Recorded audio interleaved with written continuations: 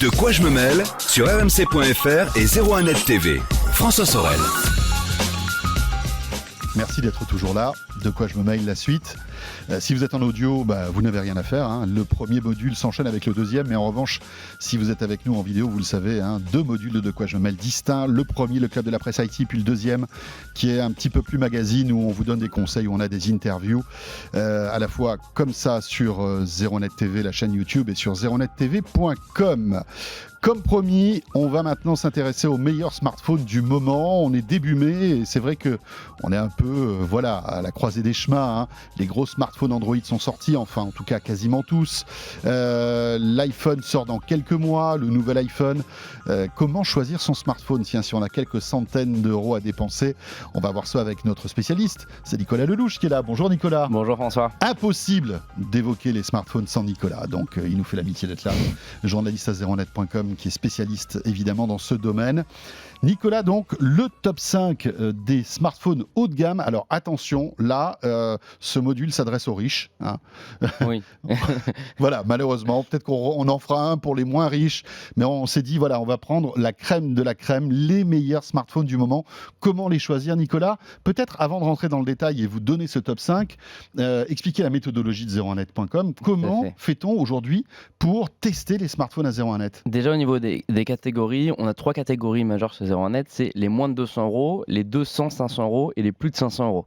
Donc du coup, les smartphones haut de gamme que je vais citer, ça commence à 500 euros, ce qui exclut des produits comme le Honor View 20 par exemple, qui sont à 499, ou le Xiaomi Mi 9. Ouais. Donc c'est pour ça que ces produits ne sont pas là. Au bout d'un moment. C'est ça, on essaye vraiment de différencier le produit par segment de marché. Généralement, ça école plutôt bien. Malheureusement, c'est sûr qu'il y a des produits comme le Mi 9 dont je viens de parler, qui appartiendrait très bien à la catégorie des hauts de gamme, qui aurait une 4e, 5e place. Ou le View 20, un comme bon le View 20 aussi. Il serait 4e, 5e les deux. Donc c'est un peu dommage parce qu'au final, ils ne sont pas dans ce classement, mais ça leur permet aussi d'être les premiers et deuxièmes de la catégorie 200-500 euros. C'est ça. Donc il faut le voir comme ça. Alors, juste une précision, vous aurez tous les détails de ce classement sur 01net.com. Oui, bien sûr. C'est déjà en ligne, on a un top 5 smartphone haut de gamme et je vais juste commencer par vous expliquer la méthodologie de ce classement puisque c'est un petit peu particulier. À 01net, on fait partie des médias technologiques en France qui ont un laboratoire de tests et donc du coup, quand on reçoit un téléphone, c'est pas directement moi qui vais le récupérer pour le tester, c'est pendant une semaine un laboratoire qui va faire différentes analyses dessus. Donc par exemple, on va voir les tests d'autonomie qui sont longs. On a 3 tests d'autonomie. Autonomie polyvalente, c'est un algorithme créé par Lionel Morillon qui travaille avec nous, qui va faire simuler une utilisation au quotidien. Donc par exemple, ça va aller sur Internet, ça va regarder des vidéos, ça va faire plein de choses. Et donc ça nous permet d'avoir un même test pour tous les téléphones qui permet donc de les comparer. On a un test d'autonomie en communication qui est hérité d'une ancienne époque, mais qui, mine de rien, est représentatif de beaucoup de choses. Parce qu'il y en a qui téléphonent encore avec le téléphone. Exactement. En fait, c'est très bête. On lance un appel et on voit combien de temps l'appel va durer. Et jusqu'à ce que la batterie tombe, ça peut durer extrêmement longtemps. Il a des forfaits limités, Lionel, ou pas ? Il a des forfaits limités, Lionel. Heureusement pour lui, c'est vrai. Et le troisième test est un petit peu plus récent et désormais dans le classement, c'est streaming vidéo. Donc là, en fait, c'est un peu une utilisation de Netflix. C'est combien d'épisodes de séries allez-vous pouvoir enchaîner avec un smartphone. Et donc ces 3-là nous permettent d'avoir une note d'autonomie, ce qui est certainement la note la plus importante en termes de notes. Enfin, en termes de barème. Enfin, tu m'as compris. Après, on a un test d'écran. On va mesurer la luminosité maximale. On va mesurer le contraste. On va mesurer la fidélité des couleurs. Tout ça, c'est avec des sons qui coûtent extrêmement cher, mais qui nous donnent des résultats extrêmement précis. On va avoir des tests de performance qui sont des benchmarks, qui vont à ça s'ajouter un test de fluidité, qui est une expérience sur la navigation logicielle, sur la surcouche, enfin sur plein de choses. Oui, et là, c'est la combinaison des deux. C'est la puissance processeur et puis la fluidité du soft. Donc la puissance processeur, c'est le laboratoire. La fluidité du soft, c'est moi qui vais donner cette note-là. Donc il y a plein de petites notes comme ça, le temps de recharge aussi.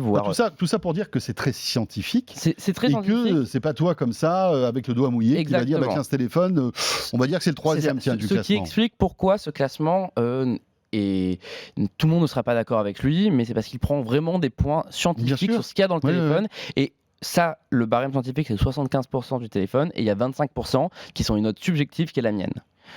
Donc du coup, ça a quand même une grosse influence sur que si je mets un 2 sur 10 à un téléphone, ça va baisser sa note drastiquement. Mais généralement, sur le haut de gamme, on va se situer entre 8 et 10. 10 n'est jamais arrivé, mais 8 sur le haut de gamme, on a du 8 et 9, en tout cas pour ce classement du top 5. Petite précision, dans ce top 5 des smartphones haut de gamme, vous ne verrez pas d'iPhone, Nicolas. Pourquoi ? Alors, une raison simple, c'est l'autonomie. C'est très bête, mais aujourd'hui, en termes d'autonomie, les puces choisies par Apple, notamment le modem d'Intel, font que l'autonomie a du mal à gérer, à tenir sur la veille, a du mal à tenir en communication. Et donc la note d'autonomie des iPhones est extrêmement basse par rapport à celle des ténors Android. Donc l'iPhone serait 7e, 8e. Donc il ne rentre pas dans notre top 5. Il ne rentre pas dans le top 5. On va considérer aussi qu'il est hors catégorie, puisque les gens qui achètent un iPhone ne vont pas forcément acheter un smartphone Android et vice-versa, c'est réciproque. Donc aujourd'hui, l'iPhone n'est pas dans le classement. C'est dommage parce qu'on ne peut pas réellement le confronter, vu que évidemment c'est un système différent avec ses propres particularités. On n'a qu'à dire qu'il est hors catégorie et de toute façon, l'autonomie l'aurait empêché de rentrer dans ce classement.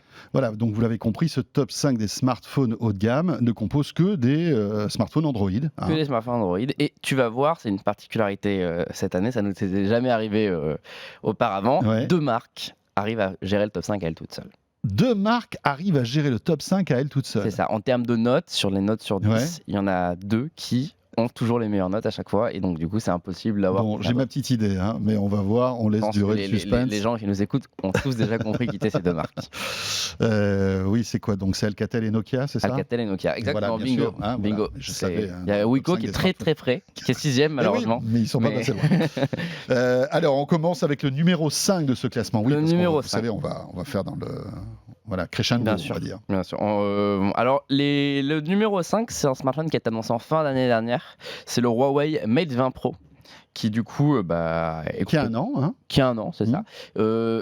On inclut 2 téléphones là-dedans, le Mate 20 Pro et le Mate 20, donc aussi son petit frère. Et il se trouve d'ailleurs que le Mate 20 est mieux noté parce que c'est un des recordman en termes d'autonomie aujourd'hui. Maintenant, ça reste 2 mobiles haut de gamme qui du coup c'était la première grosse claque chez Huawei pour moi de l'année. Le P20 Pro, dont on va parler dans quelques secondes, était excellent et a permis à Huawei de se confirmer comme une marque haut de gamme. Mais le Mate 20 Pro a fait de Huawei une marque qui avait quelque chose en plus. Par l'écran incurvé, cet écran OLED juste incroyable avec une luminosité record, ce design à 3 appareils photo avec un bloc carré, avec du zoom déjà qui était excellent, qui n'est pas le P30 Pro, mais qui était excellent. La première recharge ultra rapide chez Huawei avec un téléphone qui charge en 55 minutes. Il y a plein de choses qui font que le Mate 20 Pro c'était une surprise et qui, en termes d'innovation technologique, nous disait tiens, Huawei n'est plus un suiveur. Oui. C'est vrai que c'était la première vraie grosse claque. Pour moi, c'est la plus grosse claque chez Huawei qu'on a eue. C'est là où on s'est dit, ok, cette marque, elle est sur le point de faire du mal. Aussi, sur le Mate 20 Pro, on avait la reconnaissance faciale 3D qui est directement inspirée du Face ID d'Apple. Donc certains peuvent dire, oui, mais c'est une copie. Oui, mais ça reste la première fois que ça arrive sur un smartphone qui n'est pas un iPhone. Donc c'est quand même quelque chose d'assez important et de significatif en termes de nouvelles technologies. C'est que Huawei est capable de faire des choses vraiment impressionnantes. Et le Mate 20 Pro, qui était commercialisé à 999 € et le Mate 20 à 699 €, et bien avec des notes respectivement de 9,18 sur 10 pour le Mate 20 Pro et le 9,31 sur 10 pour le Mate 20, et bien ils ont la 5e place. Ouais. Et ça, c'était, on va dire, les prix de lancement. Oui. On peut imaginer aujourd'hui. On les trouve moins chers à la Fnac, on peut les chez trouver Boulanger, beaucoup moins chers. chez les opérateurs. Donc oui, mais en tout cas, c'est vrai que c'est un produit qui, encore aujourd'hui, malgré l'arrivée de smartphones plus récents chez Huawei, vaut le coup. Parce que c'est une claque technologique et il a des petites innovations, une autonomie délirante, enfin plein de choses qui font que c'est vraiment un super produit. Numéro 5, donc Huawei. Numéro 4. On est encore sur Huawei. Alors là, c'est le produit qui était avant le Mate 20 Pro, je te l'ai un peu teasé, c'est le P20 Pro. Donc là, la particularité de celui-là, c'est que pour moi, il n'a pas la qualité de finition du Mate 20 Pro, mais c'est quand même le premier smartphone au monde avec 3 appareils photo. Et c'est le premier smartphone à nous être fait rendre compte que 3 appareils photo, c'était pas forcément une bêtise. C'était pas juste on multiplie les capteurs pour faire joli, c'est on peut faire des choses intéressantes. Donc en l'occurrence, ici, il n'y a pas d'ultra grand angle, il y a un appareil photo monochrome qui permet d'avoir plus de détails sur certaines choses. Oui, mais on a un peu la technologie choisie au départ avec Leica. C'est ça, c'était ça Huawei, avant justement d'aller justement sur des zooms plus étendus. Mais lui aussi, il a un zoom x3 optique avec zoom x5 hybride. Bon, là encore, c'était du jamais vu à l'époque, donc c'était d'excellente qualité. Optique, il n'y en a pas beaucoup. Il n'y en a pas beaucoup aujourd'hui. Non, c'est vraiment limité. Apple y arrive. Apple est à un zoom x2 encore. Ouais. Donc, ça passera peut-être un jour au x3, mais aujourd'hui c'est du x2. Donc là c'est vrai que c'était une très grande surprise ce P20 Pro. Et même si à titre personnel, je pense que le Mate 20 Pro et le P30 Pro sont largement supérieurs. Il a toujours la 4e place du classement pour ses notes délirantes en photo, pour ses notes en autonomie et parce que le P20 Pro a une dalle OLED qui est d'excellente qualité. Donc ici, en 4e place, on parle que du P20 Pro. Il n'y a pas le P20 normal qui lui est un petit peu moins bien noté, c'est plus bas.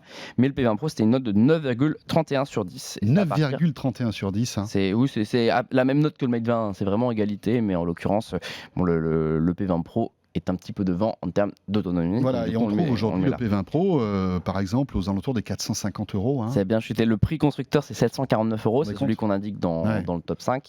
Mais c'est aujourd'hui, on peut l'avoir vraiment moins cher. C'est aussi une des raisons qui explique sa présence dans le classement du top 5 haut de gamme, même si c'est un modèle qui est âgé de plus d'1 an. C'est que à ce prix-là, c'est quand même pas mal. Ouais, c'est pas mal. Numéro 3.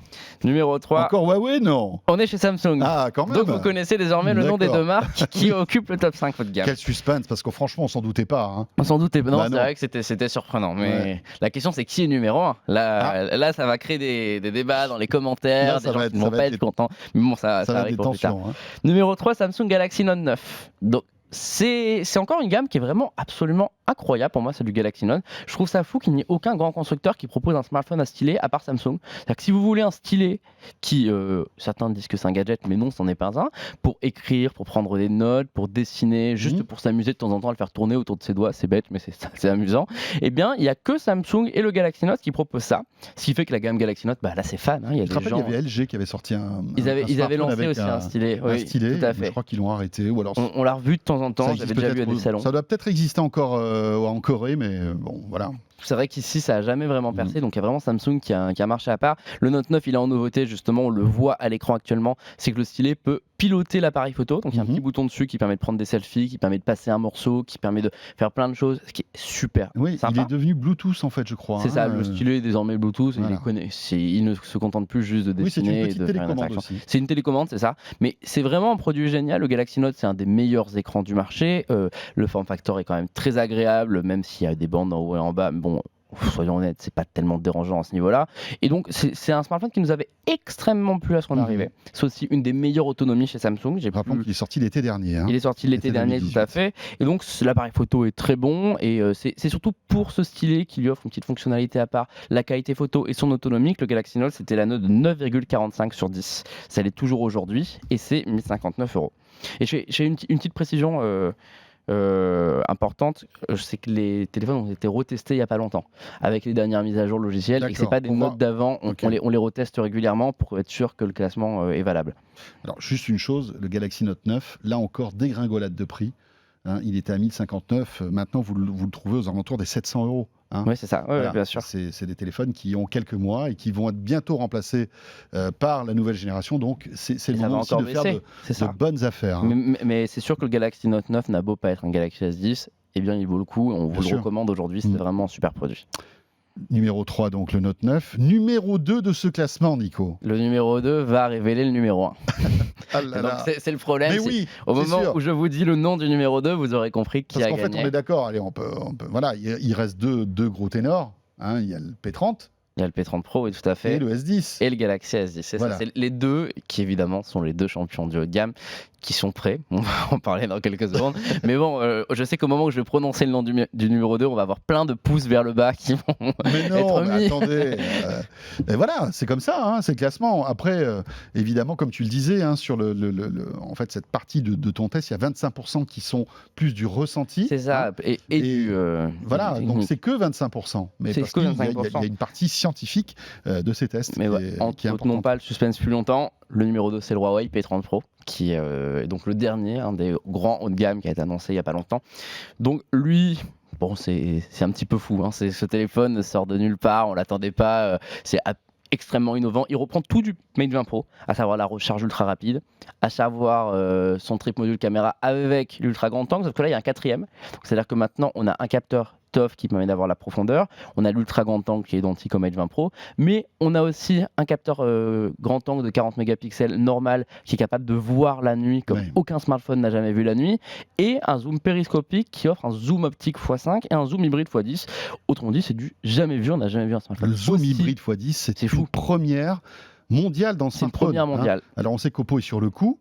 mais c'est Huawei qui a sorti le premier smartphone et qui la fait du zoom qualité optique est x10. incroyable. Donc c'est vraiment un smartphone qui innové du début à la fin, qui nous a mis une raclée en termes d'innovation, qui est magnifique avec ses bords incurvés, avec sa toute petite encoche, qui est extrêmement puissant, qui a une batterie folle, 17 heures d'autonomie polyvalente pour un smartphone, on n'a jamais vu ça, et à l'utilisation on le recherche tous les 3 jours ce truc, enfin, c'est vraiment fou. Donc le P30 Pro on a adoré, sa note c'est 9,48 sur 10, son prix c'est 999 €, et donc avec ce smartphone Huawei est un très bon numéro 2, pourrait être le numéro 1, mais c'est vrai que le P30 Pro c'est en termes d'innovation haut de gamme quelque chose de fou. Juste, ça me fait penser au Pixel 3 qui n'est pas dans ce classement. Non, alors Nicolas. Même syndrome qu'Apple. Autonomie. Alors qu'en termes de photos, de qualité photo, tu parlais notamment de photos en basse luminosité. Le Pixel 3 est aussi bluffant. Hein. En termes de photos, pour peut-être moi, même encore plus bluffant que le P30 dans certaines circonstances. Pour moi, le P30 l'a dépassé désormais. Mais par contre, c'est sûr que c'est pas loin. Hein. Le Pixel est juste derrière le P30 Pro en termes de qualité photo. Mais bon, c'est l'autonomie qui le fait. Qui l'empêche d'intégrer ce classement. Et l'autonomie et d'autres choses, par exemple, il y a des bugs répétés sur les applications, une mauvaise gestion de la mémoire vive chez Google qui font que... ce qui est quand même un paradoxe, parce que ce sont eux qui sont à l'origine d'Android. Oui, et on se retrouve avec un téléphone qui est ça va s'améliorer. Très intégré, mais qui a encore quelques défauts. Notez que Google vient de sortir, va sortir dans quelques jours, sans doute les nouvelles versions de ces Pixels. A priori, si on suit aux rumeurs, il y aura lors de la Google I.O., donc mardi soir je crois, la présentation de nouveaux Pixels milieu de gamme qu'on a hâte de tester et qu'on a hâte de recevoir. La Google I.O. qui sera à suivre sur 01net TV, bien sûr. Et Nico, si tu es dans les parages, tu seras le bienvenu pour commenter toutes ces annonces. Donc numéro 2, le P30 Pro, qui nous a tous bluffé à la rédaction. Et le numéro 1, donc là, il n'y a plus de suspense. C'est le Samsung Galaxy S10. Donc, déjà, expliquons avant de parler du Galaxy S10 pourquoi c'est lui et pas le P30 Pro. Parce que le P30 Pro a beau être le meilleur en photo, c'est indiscutable, il éclate le Galaxy S10. Il éclate le Galaxy S10 en termes de photo, oui. Même le plus. Oui, mais il est devant en photo, et en termes d'autonomie, c'est pareil, il le tue. Il est vraiment au-dessus. Maintenant, il se trouve que quand on atteint un niveau justement de perfection comme ça pour ces deux produits, eh bien c'est sur des petits détails que on va départager. Et moi, ce qui me pose problème avec le P30 Pro, c'est quand on le pose sur une table et qu'on appuie dessus, et ben il va faire tac, tac, tac. Oui. Il bouge un petit peu. Mais oui, parce qu'il y a le module photo en fait qui ressort beaucoup. Qui ressort beaucoup trop sur la gauche. Ouais. Il y a plein de petites choses comme ça. Il est un peu plus glissant. L'écran est un petit peu trop incurvé, plus que sur le S10, ce qui fait que parfois c'est un petit peu gênant. L'ultra grand angle n'a pas le même champ de vision. Et c'est plein de petits détails comme ça qui font que le S10 a beau être moins bon sur de nombreux domaines, il est un petit peu mieux fini et il représente un petit peu plus qu'on attend d'un smartphone haut de gamme en termes de finition aujourd'hui. Donc là, on titille réellement. On aurait très bien pu mettre le P30 Pro devant, le Galaxy S10 derrière. La note d'ailleurs c'est très proche, c'est du 9,66 sur 10 pour le S10 Plus et 9,30 pour le S10 normal. Donc le S10 normal est en dessous du P30 Pro. Mais c'est vrai que c'est deux smartphones haut de gamme qui sont excellents et qui méritaient tous deux le titre de numéro 1. Il y a peut-être plus une homogénéité sur le Galaxy S10. Exactement. Voilà, c'est ça. Je résume très bien, c'est que le design est magnifique, les courbures du téléphone est un petit peu meilleur peut-être. L'écran est même meilleur complètement, c'est le meilleur écran du marché pour un smartphone. Donc meilleure luminosité, meilleure fidélité des couleurs, il y a tout qui est excellent. On va avoir ce petit poinçon en haut à droite qui est du jamais vu, si ce n'est chez Honor, mais c'est sur du LCD, donc c'est du jamais vu en OLED, qui rend invisible l'encoche. Ce qui fait qu'on a l'impression d'avoir un écran qui occupe tout sans avoir de caméra pop-up, c'est beau, c'est réussi. L'appareil photo est polyvalent, tout va bien. Et aussi sur le logiciel, One UI de Samsung a fait tellement de progrès que ça met Huawei loin derrière aujourd'hui, et que Huawei va avoir besoin de faire des progrès s'ils veulent rattraper Samsung sur le logiciel. Donc c'est pour ça que le Galaxy S10 aujourd'hui, c'est le smartphone numéro 1 en termes de catégorie haut de gamme.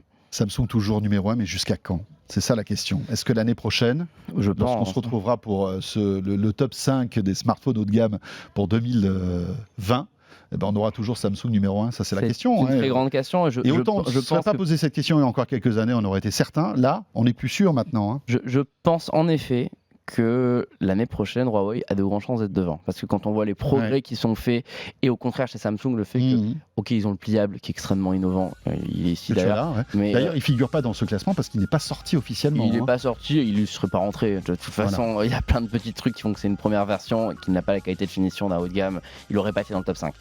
Mais Samsung innove sur ce genre de choses, mais c'est vrai qu'on sent que Huawei va plus vite. C'est là où chez Samsung, il faut des années pour valider une nouveauté. Chez Huawei, on dirait qu'il faut 2 mois. Donc à ce rythme-là, il y a des chances que Huawei l'année prochaine soit numéro 1. Maintenant, à Samsung de ne pas se laisser avoir. Voilà pour ce top 5 des smartphones haut de gamme. Alors évidemment, déchaînez-vous sur les commentaires parce que forcément, vous ne serez pas d'accord. Il y aura sans doute certains d'entre vous qui seront d'accord, mais c'est le jeu. C'est le jeu, bien sûr. Il y a, voilà. Et il va évoluer ce top 5. On aura des nouveautés. Mais aujourd'hui, au 3 mai, c'est comme ça. Voilà. En tout cas, c'est la vision de la rédaction de zeronet.com et de Nicolas. Merci beaucoup, Nicolas. Merci, François. D'être venu. Nicolas Lelouch de la rédaction de zeronet.com. Ce de quoi je me mêle est terminé. Merci de nous avoir suivis. Passez un excellent week-end avec nous. Que vous nous écoutiez donc sur rmc.fr ou que vous nous regardiez sur Zeronet TV, sur la chaîne YouTube ou sur zeronettv.com. On sera là bien sûr la semaine prochaine. À très vite et merci encore. De quoi je me mêle sur rmc.fr et 01net TV.